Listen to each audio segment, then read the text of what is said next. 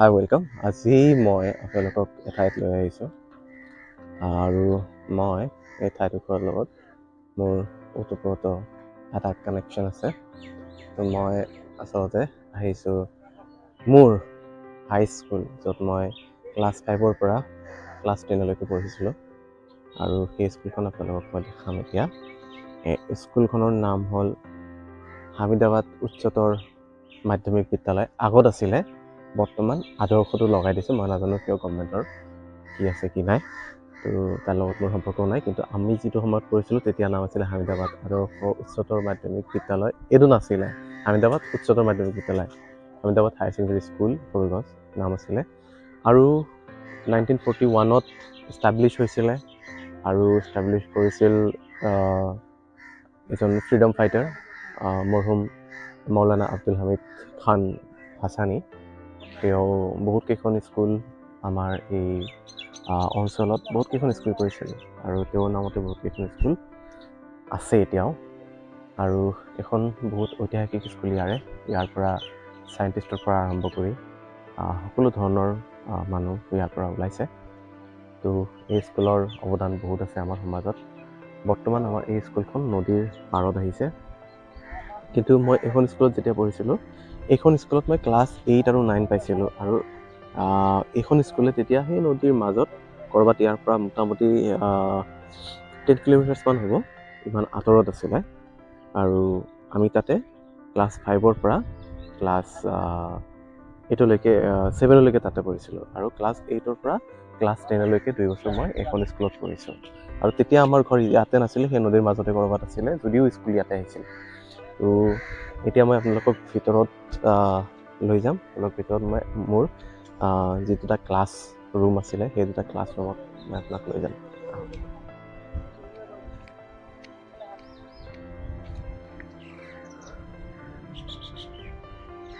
এয়া হ'ল স্কুলৰ ভিতৰ চৰা, আৰু এতিয়া বহুতখিনি চেঞ্জেছ হ'ল। এইটো বৰ্তমান চাগে আমাৰ সময়ত তেতিয়া ইয়াতে লাইব্ৰেৰী ৰুম আৰু এডমিনিষ্ট্ৰেটিভ ষ্টাফৰ ৰুম আছিলে, আৰু সিফালে সেই দুটা ৰুম কিন্তু খালী আছিলে। এতিয়া তাতে কোনো আছেনে নাই ক'ব নোৱাৰোঁ। এনিৱে, আৰু এইটোফালে ইয়াতে কম্পিউটাৰৰ ৰুম, ওচৰত আহিলে গম পাব। তেতিয়া আমাৰ ইয়াতে নতুন কম্পিউটাৰ আহিছিলে প্ৰথম, আৰু ইয়াতে আমি কম্পিউটাৰৰ ক্লাছ প্ৰথম কৰিছিলোঁ। আৰু ইয়াতে প্ৰিন্সিপালৰ ৰুম হল 16 বুলি লিখা আছে, কিন্তু আচলতে এইটো প্ৰিন্সিপালছ ৰুম। আৰু ইফালে হ'ল এই টিচাৰ্ছ কমন ৰুম। ইয়াতে শিক্ষকসকলে বহিছিল ইয়াতে। তো এয়া হ'ল শিক্ষকৰ কমন ৰুম। আৰু এইবোৰ এই হল নম্বৰ 16 কিবা কিবি লিখা আছে, এইবোৰত ইলেকশ্যনৰ সময়ত চাগে এইবোৰ হল নম্বৰ বহাইছিল। আৰু এতিয়া এইটো পাৰে ইয়াতে আছিলে আমাৰ, তেতিয়া এই ঘৰখন নাছিলে, এইখন ঘৰ তেতিয়া দিয়া হোৱা নাছিলে আমাৰ সময়ত। তেতিয়া ইয়াতে আমাৰ চাইকেল ষ্টেণ্ড আছিলে, আমি চাইকেল ইয়াতে ষ্টেণ্ড কৰিছিলোঁ। আৰু ইয়াতে মানে টয়লেট আৰু পানীৰ ব্যৱস্থা, দমকল। এতিয়াতো এইটো চিনটেক্স লগাইছে, তেতিয়া দমকল আছিলে, ইলেক্ট্ৰিচিটি যিহেতু নাছিলে। আৰু এয়া হ'ল গাৰ্লছ কমন ৰুম। আৰু আমাৰ এইখন স্কুলৰ এটা বৈশিষ্ট্য কি, ল'ৰা ছোৱালী একেলগে নবহে। তো এইখন স্কুলত কি হয়, গাৰ্লছ কমন ৰুমত ছোৱালীবোৰ থাকে, আৰু টিচাৰ কমন ৰুমৰ পৰা যেতিয়া ওলাই যোৱাৰ পিছত শিক্ষকৰ লগত, টিচাৰৰ লগত যি ক্লাছত ছাৰ গৈ আছে, যিটো ক্লাছৰুমত, সেই ক্লাছৰ ছোৱালীবোৰ, ষ্টুডেণ্টছবোৰ ওলাই যায় ছাৰৰ লগত। আৰু যেতিয়া ক্লাছ শেষ হয়, আকৌ ছাৰৰ লগত তাৰ পৰা ওলাই আহে। তো আমাৰ স্কুলৰ এইটোৱে নিয়ম প্ৰথমৰ পৰাই আছিলে। আৰু এটা নিয়ম আছিলে, আমাৰ স্কুল ফ্ৰাইডে বন্ধ হৈছিল। অসমত চব স্কুল বা ইণ্ডিয়াৰ চব স্কুল ছানডে বন্ধ থাকে, চৰকাৰী স্কুল। কিন্তু আমাৰ এখন চৰকাৰী স্কুল ফ্ৰাইডে বন্ধ আছিলে আমাৰ সময়ত, কিন্তু এতিয়া চেঞ্জেছ কৰি পেলাই আকৌ ছানডে বন্ধ ৰাখিছে। তো এই গছবোৰ নাছিলে তেতিয়া, এডাল গছ আছিলে চাগে, আৰু ইফালেও গছ নাছিলে। এইবোৰ গছ নতুন, তেতিয়া আমাৰ স্কুলো নতুন আছিলে, গছ একেডাল নাছিলে। এই দুডাল গছ আছিলে তেতিয়া, এই দুডাল গছো নতুন আছিলে। আৰু এইবোৰ গছ চাগে পাছত ৰোৱা, এতিয়া ডাঙৰ হ'ল, মই বহু বছৰ অহা নাই। তো এইবোৰ চব ক্লাছৰুম ক্লাছ 5 4 6 সৰি নট 4 ক্লাছ 5 6 7 এইবোৰ এনেকৈ ক্লাছৰুম আছে আৰু ষ্টুডেণ্টছ বহুত কাৰণে ছেকশ্যন কৰি দিয়া হয় আৰু একমাত্ৰ স্কুল আছিলে আমাৰ সময়ত তেতিয়া প্ৰাইভেট স্কুল নাছিলে আৰু এতিয়াতো প্ৰাইভেট স্কুলৰ সংখ্যা বাঢ়িছে তেতিয়া অকল এখনেই স্কুল আছিলে য'ৰ ওপৰত আমি চব মানে ছেক্টৰৰ মানুহ চব ক্লাছৰ মানুহ ইয়াৰ ওপৰতে নিৰ্ভৰশীল আছিলে আৰু চাগে সেইকাৰণে পঢ়া শুনাৰ যিটো স্তৰ বা ছিষ্টেম অকণমান ভাল আছিলে নাজানো মই এতিয়া অকণমান চেঞ্জেছ হ'ল চৰকাৰী স্কুলৰ ষ্টুডেণ্টছবোৰ নাজানো অকণমান কমজোৰ থাকে অকণমান ৱেক থাকে প্ৰাইভেট স্কুলতকৈ আৰু probably the reason is like private স্কুলত ফেচিলিটি বেছি আৰু চৰকাৰী স্কুলত ফেচিলিটিছবোৰ কম মানে শৈক্ষিকভাৱে তেনেকুৱা মোৰ ফিল হয় যিয়ে নহওক এখন হ'ল মোৰ ক্লাছৰুম এখন আৰু এইখন এই দুখনে মোৰ ক্লাছৰুম আছিলে ইণ্টাৰচেঞ্জেছ আছিলে ক্লাছ 9ত দুটা ছেকশ্যন আছিলে তো এয়া ক্লাছ 9ৰ এ ছেকশ্যন বি ছেকশ্যন আকৌ ইণ্টাৰচেঞ্জ কৰি পেলাই এবাৰ বি ছেকশ্যন কৰিলে আকৌ এ ছেকশ্যন কৰিলে এনেকুৱাকৈ 6 মাহ মূৰত চেঞ্জেছ হৈছিলে তো এয়া আছিলে মোৰ দুটা ক্লাছৰুম আৰু সেই সিফালে একদম কৰ্ণাৰৰ ৰুমটো তাতে মই ক্লাছ 10 পঢ়িছিলোঁ আৰু এবাৰ লৈ যাওঁ তালৈকে এতিয়াতো বন্ধ স্কুল আজি ছানডে আছে কাৰণে মই ভালকৈ দেখাব পৰা নাই কিহৰ কাৰণে স্কুল টোটেলি লক কৰা ক্লাছৰুমবোৰ আৰু এইবোৰ চাগে টানিলে খুলি যাব কিন্তু এইটো ঠিক কাম নহ'ব আৰু ইয়াতে নতুন এখন কিবা বনাই আছে ঘৰ এখন বা ক্লাছৰুম হ'ব নে কি হ'ব ক'ব নোৱাৰোঁ তো এই ৰুমটো আছিলে আমাৰ মই ক্লাছ 10ত এডভান্স মেথামেটিক্স আছিলে চ' এডভান্স মেথামেটিক্সৰ ৰুম এইটো আছিলে ইয়াতে আমি এডভান্স মেথামেটিক্সৰ ক্লাছ কৰিছিলোঁ ইলেক্টিভ ছাবজেক্ট আৰু ফাইনেলি এখন হ'ল আমাৰ ক্লাছ 10ৰ ক্লাছৰুম ইয়াতে আমি ক্লাছ 10 কৰিছিলোঁ আৰু ক্লাছ 10 ইয়াৰ পৰাই পাছ কৰিছিলোঁ আৰু এইটো আছিলে ক্লাছ 11ৰ আৰু তাৰ নেক্সট হৈছিল ক্লাছ 12ৰ তো এয়া হ'ল টোটেল আমাৰ স্কুলৰ গোটেই ক্লাছৰুমবোৰ প্ৰথমৰ পৰা 5 6 7 8 9 এনেকৈ আহি এয়া ক্লাছ 10ৰ elective then higher secondary first year then second year আমাৰ সময়ত এতিয়া বাৰু চেঞ্জেছ হৈছে যদিও মই নাজানো বাৰু কিন্তু আমাৰ সময়ত এনেকুৱা আছিলে তো এয়া হ'ল স্কুল আৰু এতিয়া এটা দুখ লগা কথা কি এই স্কুলখন এতিয়া একদম নদীৰ পাৰত আহি গ'ল এবাৰ গৰাখহনীয়াৰ কবলত পৰি নদীৰ পৰা প্ৰায় 10 কিলোমিটাৰ আঁতৰত তাৰ পৰা ভাঙি আনি ইয়াতে তোলাৰ এতিয়া মই ইয়াৰ পৰা 2006ত প্ৰবেবলি ওলাই গৈছোঁ আৰু 2006ৰ পৰা এয়া 2023 আৰু 2023ত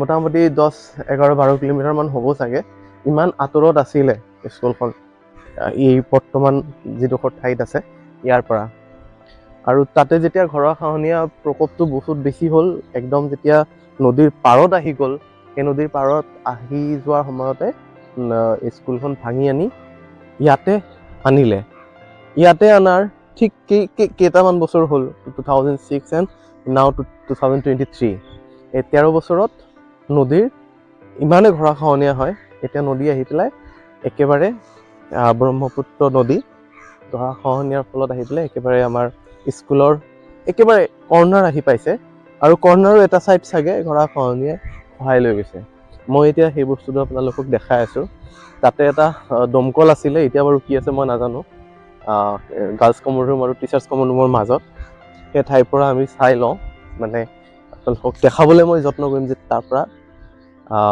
নদী কিমান দূৰ আমি পঢ়া সময়ত স্কুলত গেট নাছিলে এনেকুৱা লক গেট নাছিলে এতিয়া এনেকুৱা গেট বনালে তো এয়া হ'ল দমকল এতিয়াও আছে তেতিয়া এইখিনিত পকী নাছিলে তাৰপিছত এই টেপবোৰ নাছিলে অকল দমকলটোৱে আছিল এইটো গাৰ্লছ কমন ৰুম দেন ইয়াতে গাৰ্লছ টয়লেট, টিচাৰ্ছৰ টয়লেট, ৱাটাৰৰ ফেচিলিটি, পানীৰ facility.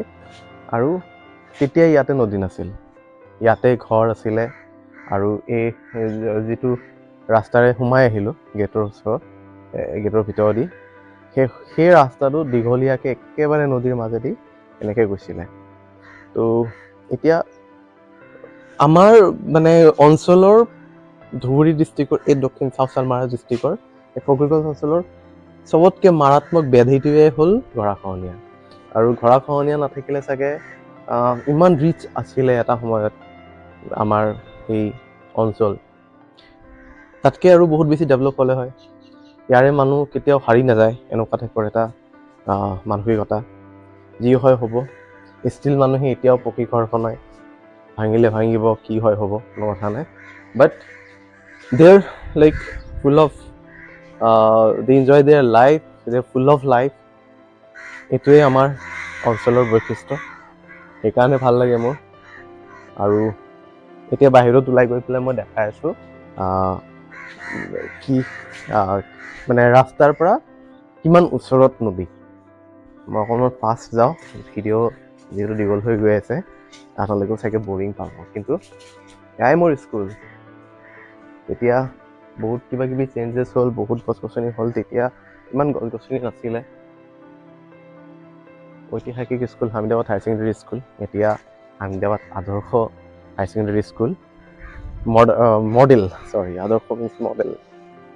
So' this is the bank of the river Brahmaputra.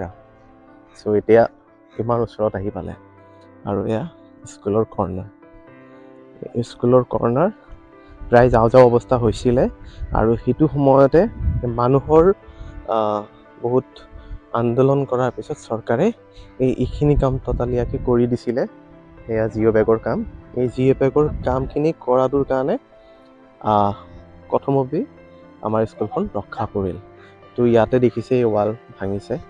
তো সেই ৱালৰ কৰ্ণাৰো কওঁ অৱস্থাত গুচি গৈছিল। আৰু সেইখিনি অৱস্থাত ৱাল ভাঙি পেলাই এতিয়া ৰাস্তা বনাইছে। আৰু সেইফালে দেখিছে জিঅ' বেগৰ কাম এতিয়াও চলি আছে। আৰু সেই তাৰ পৰা বালিচৰৰ পৰা বালি আনি পেলাই এই জিঅ' বেগবোৰত বালি ভৰাই তাতে চিলাই কৰি পেলাই এতিয়া পেলাই আছে। অকণমান কামত ডিফাৰেঞ্চো আছে একেবাৰে কৰ্ণাৰৰ সেইফালে। মই সেইবোৰ বাৰু ভিডিঅ' পাছত কৰি মই দেখাম। তো এতিয়া বেলি ডবিবোৰ হৈছে। মই অকণমান শুই আছিলোঁ, মাজত এয়া নাও এখন গৈ আছে। তো এয়াই হ'ল ফকীৰগঞ্জ অঞ্চলৰ দুখৰ কথা। দেখাত ধুনীয়া, আৰু এনেকৈ অসমৰ ধুনীয়া ধুনীয়া ঠাইবোৰ গৰাখহনীয়াৰ কবলত পৰি এনেকৈ